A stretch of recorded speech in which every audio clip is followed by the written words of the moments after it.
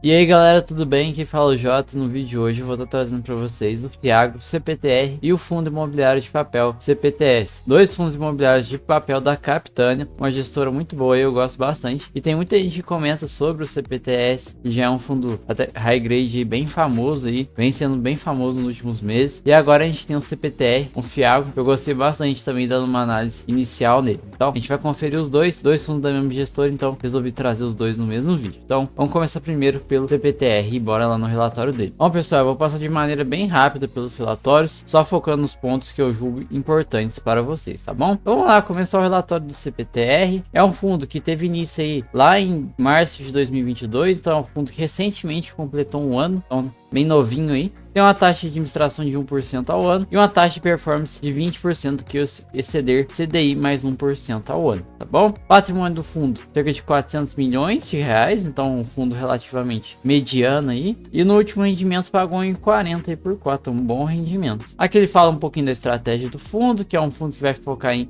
CRAs, que são os certificados de recebíveis do agronegócio, algumas cotas de outros fiagros e algum fundo de investimento em direitos creditórios agro. Então esse é o foco dele, é foco no papel. E aqui ela traz um pouquinho das informações que a gente viu acima, mais consolidadas. Eu vou focar nas mais importantes, depois os outros indicadores a gente vê mais atualizado ali no Status Invest. Então o número de ativos, 35 ativos, a carteira está em 70% CDI e 28% IPCA, sendo a parte CDI está numa taxa de CDI mais 4,7 e IPCA está no IPCA mais 8,2. A duração dos contratos, a média está 2,3 anos, então uma duração relativamente baixa. Não possui exposição direta ao produtor rural e está com 100% dos ativos adimplentes. Isso é muito bom, principalmente no cenário atual que a gente está passando por muitos problemas aí em fiagros. E aqui ele dá alguns comentários em relação às movimentações, tudo que aconteceu no mês. Primeiro ele começa falando que ele fez uma reciclagem em 13% da carteira. E aí, se a gente juntar compras e vendas, foram negociados 24 ativos diferentes. Então, assim, muita negociação. Outra coisa também que eles comentam é que a concentração nos 5 maiores tomadores de recursos caiu de 42% para 37%. Então, o fundo está buscando aí uma diversificação maior. E até uma coisa que eu esqueci de falar para vocês aqui, ó.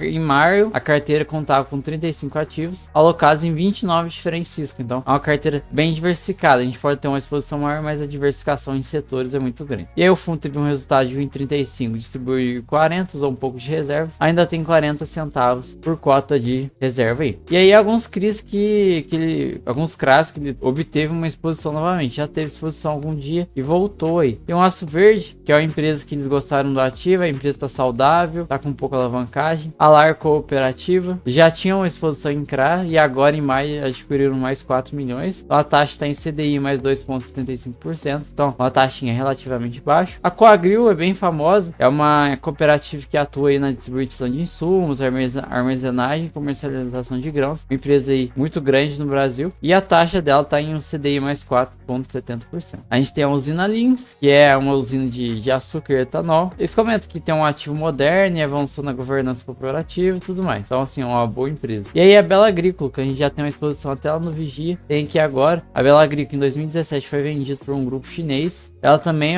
foi comprada por um grupo chinês. Ela também é uma distribuidora de insumos e originadora de grãos que atua lá em São Paulo, Paraná, Santa Catarina. E a taxa dela tá com CDI mais 4,20. Então, assim, taxas relativamente mais baixas. E aí o fundo vem finalizando os comentários que a maior concentração tá no setor de açúcar e etanol, com 30%. E a exposição deve encerrar ainda esse mês de junho abaixo de 25%. Então o fundo está diversificando bastante os setores e isso é muito bom pra gente. Aqui mostra algumas movimentações. Tem muitos fiagros comprando as cotas do Fiagro BBGO, o Fiagro do Banco do Brasil. Ele, assim, ele é um dos fiagros que eu acho, não sei como que tá atualmente, eu não acompanho esse fundo, mas ele, até certo tempo atrás, ele tinha um desconto de basicamente 50% em relação ao valor patrimonial. Eu acho que tem muitos gestores vivendo com a possível, a gente compra agora, a cota sobe, lá na frente a gente vende. E aquele negócio, né? Quando a gente fala de Banco do Brasil no agronegócio, são coisas seguras, então traz mais tranquilidade. Então, teve muitas movimentações de compra e também teve muitas movimentações de venda. A distribuição, o fundo vem entregando entre 1,40 e 1,75. Vamos ver como é que vai ser agora, tendo que utilizar reservas para conseguir entregar. E aqui é a DRE dele. O fundo teve uma receita de 6,5 milhões, tirou algumas despesas. Essa relação de ajuste no valor dos ativos que impactou bastante bastante o resultado do fundo. Poderia ter gerado bem mais esse mês. A gente perdeu aí, ó, cerca de 15 centavos só em questão de ajuste. Então vamos aguardar aí pra ver se o fundo consegue fazer um giro melhor nos próximos meses, né? Pra gente não ficar com esse prejuízinho e acabar sendo afetado. Então, gerou em 35 e distribuiu em 40, ainda com 40 centavos de reserva. Muito boa reserva, podia. Mas deve aumentar aí com o fundo conseguindo fazer um giro mais eficiente. A disposição por ativo, 95% é CRA. Esses CRAs estão divididos em um pouco CDI e um pouco IPCA. Aqui a gente já tem no CPTR um caso diferente de Fiagro, né? Um Fiagro que já está exposto um pouquinho de IPCA. A gente tem poucos Fiagros nesse sentido. A maior exposição por devedor é a UISA, cerca de 9,4. Então, exposição dentro do universo dos Fiagros é relativamente baixa, mas ainda está um pouco alto. Pode ser diversificado. Exposição por setor muito boa, presente em quase todos os setores do agronegócio. Aqui são os CRAs, todas as informações certinhas, são bastante CRAs. E aqui embaixo, diferente de outros Fiagros também, ponto positivo para o CPTR, é que ele deixa todos os comentários em relação às commodities lá embaixo. Então depois que a gente passa pela parte importante, se o cotista quiser ter uma informação mais clara sobre o que está acontecendo no mercado, ele vem e lê aqui. Então vamos dar uma paradinha aqui, eu já comentei um pouco, mas eu gostei porque é bem resumido, vai direto ao ponto. Então aqui o que vem acontecendo? Na soja, predominou a visão de condições climáticas favoráveis à safra da soja nos EUSA, nos Estados Unidos, e no Brasil a gente vai ter uma safra recorde. Com isso, essa grande produção está pressionando o valor do mercado para baixo, tá? E aí a gente teve uma queda da soja de 10% no mês. O que tranquiliza é que mesmo com a queda no preço da soja, a queda na cotação de fertilizantes e insumos agrícolas compensou essa queda toda. Então a soja caiu, mas o preço do fertilizante também. Então isso aí pode ajudar os produtores aí a ter uma boa margem ainda nessa próxima safra. Então vamos aguardar para ver. O milho. Então o milho já tinha uma queda de 20% em abril e agora no mês de maio caiu mais de 18%. Isso está sendo impactado pelos números recordes da safra brasileira, tá? E esse andamento acelerado no plantio, esse ano na safra, a gente teve ali, acabaram de colher a soja e já plantaram o milho, então foi muito rápido, principalmente no hemisfério norte, e isso tem impactado muito as cotações do milho, que deve continuar caindo, porque o estoque de milho vai ficar bem grande nos próximos meses, pelo menos no curto prazo. Açúcar e etanol teve uma retração pequena no mês de maio, cerca de 6,2%.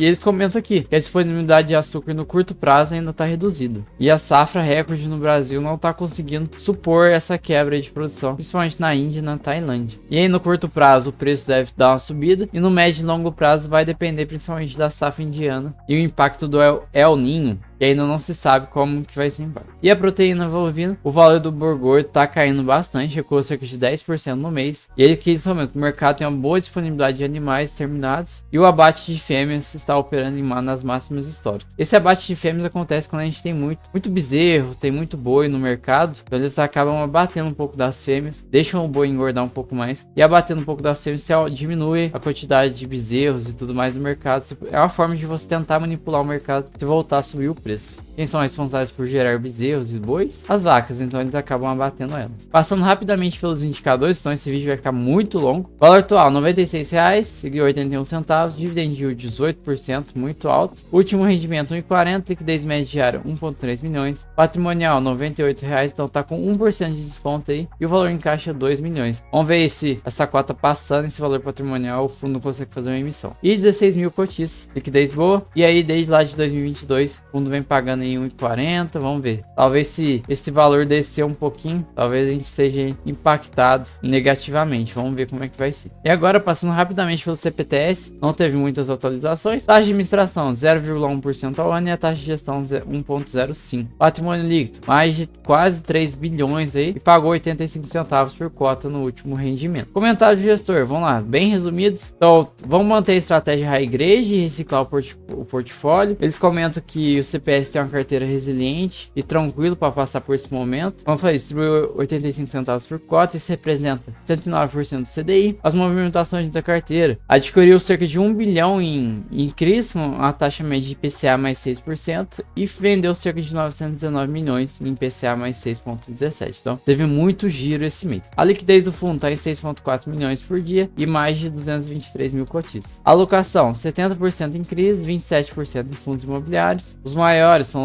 GTS Brasil Logística, General Shopping, HBR, Grupo Mateus e Via Varejo. Tem 495 milhões em compromissadas, então muito alta essa compromissada do fundo. E um fator importante, o fundo tem 54 casos de crédito, então uma boa diversificação. A alocação em crise é 30% renda urbana, 25% logística e 19% lajes corporativas. O maior expositor é o GTLG, bom fundo. Aqui dá um pouquinho de comentário macro, tudo que a gente já vem comentando nos outros vídeos, não vale muito a pena ficar passando por aqui. E uma coisa que eu gostei de destacar é a taxa de sensibilidade. Então, por exemplo, se você comprar hoje, o CPTS vai estar tendo um resultado aí de IPCA mais 7,38, tirando a taxa de administração. Para um fundo high grade, acredito que está muito bom. Aqui é a rentabilidade do CPTS, o fundo vem ganhando aí da maioria dos indicadores, CDI, DFI, só do IMAB aí que ele estava ganhando antes, mas aquela queda de fundos imobiliários deu uma afetada, mas agora ele está voltando. Aqui as movimentações, muitos CRIs, tem a maioria IPCA e as vendas também, muitos CRIs. Então um volume muito grande de negociação, gostei bastante disso. Na carteira de fundo imobiliário, comprou 6 milhões em HBCR, 5 milhões em TRXF, vendeu 40 milhões em GURB 11 e vendeu 25 milhões em PACT 11. Aqui a carteira, a rentabilidade, vem vencendo o IFIX e tudo mais. A DRE do fundo gerou aí 42 milhões, gerou muito. Teve essa despesa financeira bem alta aí de 15 milhões, principalmente em relação à alavancagem. Então seria muito bom se o fundo conseguisse fazer uma emissão aí, alguma coisa do tipo, para poder estar quitando essa alavancagem e vem tirando um bom resultado do fundo. Comenta comigo e pensa, se o fundo não tivesse essa alavancagem, quanto que ele não ia estar gerando, né? E aí a gente tem que ver se essa alavancagem é boa pro fundo. Às vezes a própria alavancagem não consegue se pagar, então às vezes se desfazer dela é uma boa solução. Mas por fim ainda o fundo conseguiu ficar com um resultado muito melhor do que os últimos meses. Quando a gente for olhar aqui, ó, é o recorde dos últimos meses, 27 milhões, e aí gerou 86 centavos por cota, distribuiu 85 e tá com 6 centavos de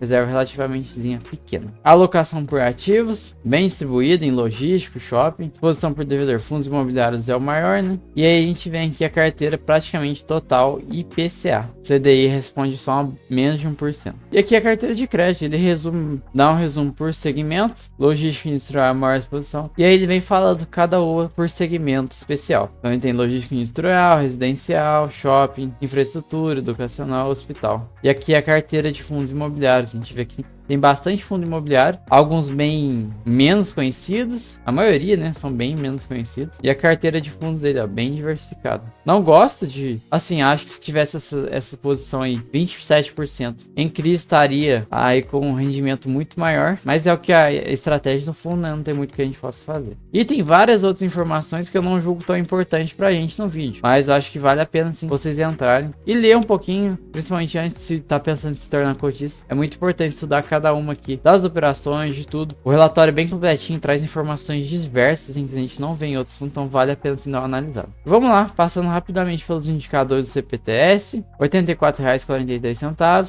quase 12% de dividend yield, patrimonial R$ 91, então tá relativamente descontado aí, ó. BVP 0,92, então com 8% de desconto. Total em caixa 5 milhões, o fundo não tem muito caixa, então tem que torcer aí para esse rendimento voltar a subir, para ele conseguir, quem sabe, aí, passar o patrimonial e fazer uma emissão. 220 mil cotistas, 5,5 milhões de liquidez e vem distribuindo 85 centavos. Lembrando que já chegou a distribuir até 58, aquele momento mais complicado do fundo. Agora parece que o fundo vem se recuperando. Vamos ver como é que vai ser os próximos meses. Então, em relação aos dois fundos imobiliários, é isso. Vocês viram que a Capitânia gosta muito de fazer giros na carteira. Então, para quem tá pensando em ser cotista, fica aí uma informação importante: a Capitânia sempre vai fazer muitos giros. Então, vale a pena uma análise mais profunda dos dois. Eu gosto bastante. Então, tamo junto, se inscreve no canal e até a próxima. E falou!